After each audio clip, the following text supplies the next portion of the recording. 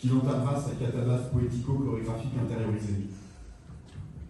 Ici, maintenant, Orphée prépare sa descente, sa catabase. Orphée s'inspire et s'expire. Orphée met en mouvement sa chute corporelle. Orphée consentit sa descente et sa remontée.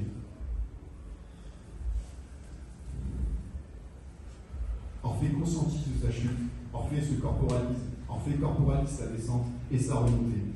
Orphée invite les spectateuristes à s'inspirer, s'expirer avec lui, en même temps que lui. Orphée invite les spectateuristes à accorder les respirations chorégraphiées. Le public le suit depuis sa place. Orphée et les spectateuristes s'inspirent, s'expirent, s'inspirent, s'expirent. Orphée s'inspire, s'expire, s'inspire, Orphée s'inspire, s'expire, Orphée s'inspire, s'expire, s'inspire, Orphée s'inspire, s'expire, Orphée s'inspire, s'expire, s'inspire, Orphée s'inspire, s'expire, Orphée s'inspire, s'expire, s'inspire, Orphée s'inspire, s'expire, se chute. Une remontée et une suspension. Et une autre chute. Etc. Et encore.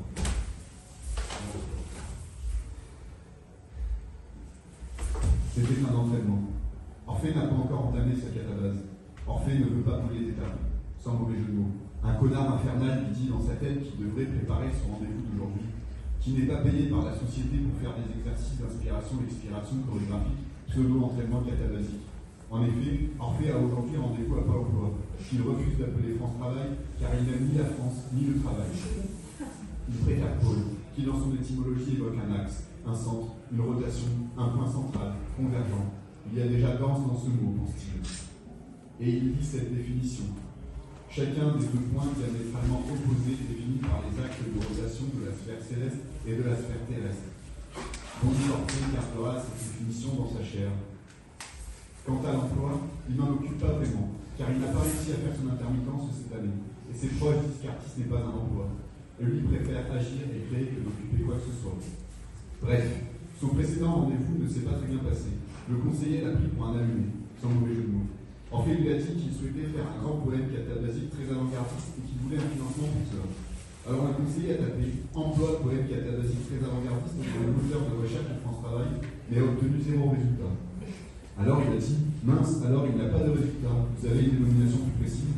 Alors en fait, essayez poésie intestino-catabasique expérimentale. Alors le conseiller a tapé poésie intestino-catabasique expérimentale et a dit non, il n'a pas de travail dans ce secteur, semble-t-il. Alors en fait, a dit mais ce secteur existe. Alors le conseiller a dit apparemment il y a eu des types qui ont fait des trucs dans le secteur de la poésie expérimentale et ont été un peu payés. Mais en chez nous, ils ont l'air d'être des allumés, sans mauvais jeu de mots.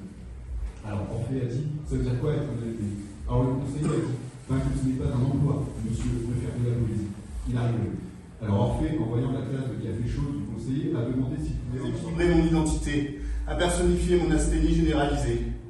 Aujourd'hui, je sens qu'au creux de mon ventre, la force d'un enfer peut surgir et s'échapper par tous les pores enflammés.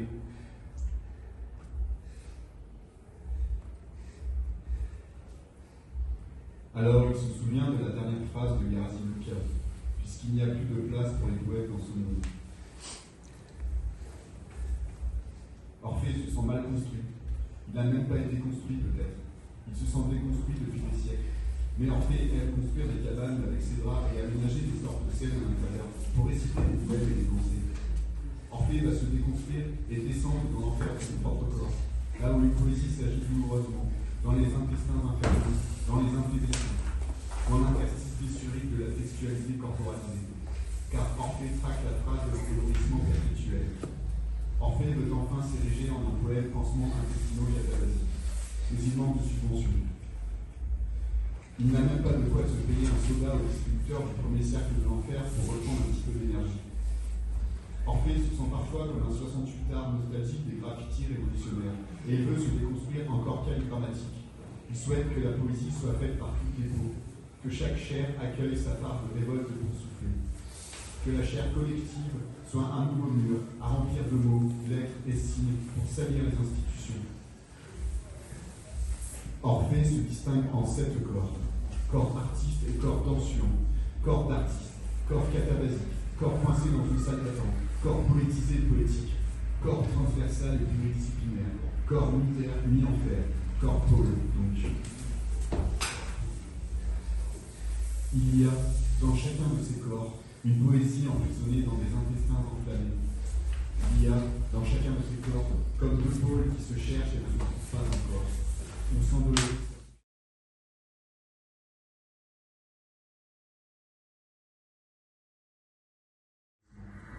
Le corps se trouve ici et maintenant de fragments de blessures.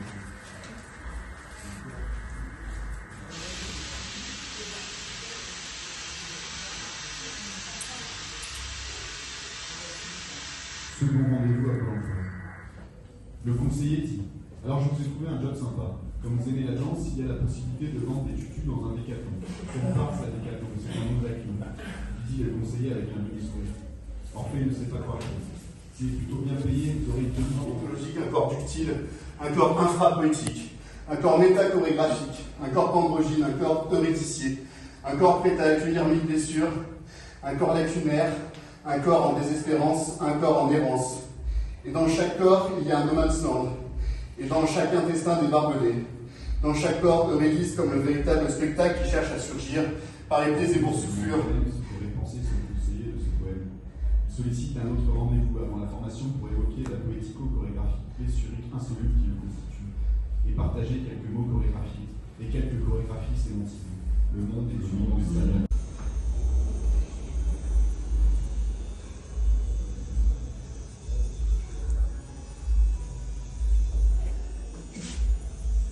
Troisième rendez-vous à Pôle emploi. Cette fois, c'est le corps salvatant qu'il va falloir déconstruire car Orphée se retrouve dans une salle étrangement familière, pleine de corps follement intéressants et de soignants. Ce n'est pas Pôle emploi, mais Pôle maladie continue, ce qui lui va très bien. Alors que son Pôle interne, Orphée observe. Eux et sa main malade, perpétuellement tremblante, s'enfoncent les ongles qui forment une étrange poésie de parenthèse ouverte et fermée, sur le ventre déjà gonflé de souffrance. Tape frénétiquement sur un clavier de machine à écrire, parfois la même lettre. Et son visage donne l'impression qu'il a trouvé quelque chose, et il rêve, chute, et dort encore.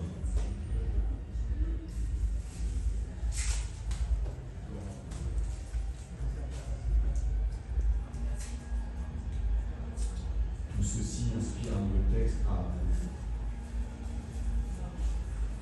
Comme dans le fond de chaque corps, un étrange fond, celui d'un enfer, au creux d'un estomac. C'est non seulement à s'autonomiser et de se construire pour venir déconstruire le corps par son propre corps infernal, dans lequel il ne s'affectionne de chuter, de dégringoler même. Son corps qui ne prend jamais le relais, mais impose une douleur à concevoir alors aucun, c'est-à-dire à cause de l'amplifié, détruit. Dans chaque corps, il y a le sang d'un corps qui n'existe pas encore, inidentifiable et impondérable. Il y a le sang composite empreint de mille blessures de l'humanité et ses lacunes toujours plus ouvertes comme des plaies desquelles surgissent parfois une grandiloquente poésie que l'on appelle contemporaine car un corps contemporain est un corps traversé des sensations blessuriques des autres corps. La danse est alors la conscientisation de ce blessurisme, puis sa corporalisation, sa mise en chair, sa mise en corps et sa mise en mouvement. La danse se doit d'être un inventaire des mille blessures qui nous composent et nous décomposent. Chaque mouvement est l'expression d'un saignement. Chaque mouvement appartient à un registre séquentiel et l'esprit de ce mouvement nous abondamment dans ces blessures, accueillies et transcendées dans la gestique de sueur, sang, bouche, lymphe et autres viscosités. Le spectacle est une croûte, c'est-à-dire la tentative plus ou moins perfectible de cicatrisation de ces plaies. Et la danse totale consiste en l'arrachement de cette croûte. Chaque mouvement doit participer de cet arrachement. Chaque mouvement est un acharnement dans le partage de la croûte qui nous recouvre, pas pour l'éluder ou l'invisibiliser, mais pour lui permettre de recommencer car le spectacle, vivant donc croûteux, cicatrisant, est une nouvelle tentative de cicatrisation et donc un nouvel arrachement mis en scène. Une croûte, c'est un spectacle en germe. Chaque ongle qui pénètre une croûte pour faire surgir de la poésie contemporaine car composite, constituée de corps blessés que le spectacle vivant permet d'accueillir, de réunir, afin d'être conscientisé, cicatrisé et gratté. Le spectacle existe par l'empêchement de la cicatrisation perpétuellement renouvelée. Le spectacle ne peut être la blessure avant qu'elle ne disparaisse. Quand un spectacle paraît trop cicatrisé, ou pire, quand la blessure a disparu, c'est qu'il s'agit d'une mère commerciale et fasciste aboutie qui peut être vendue.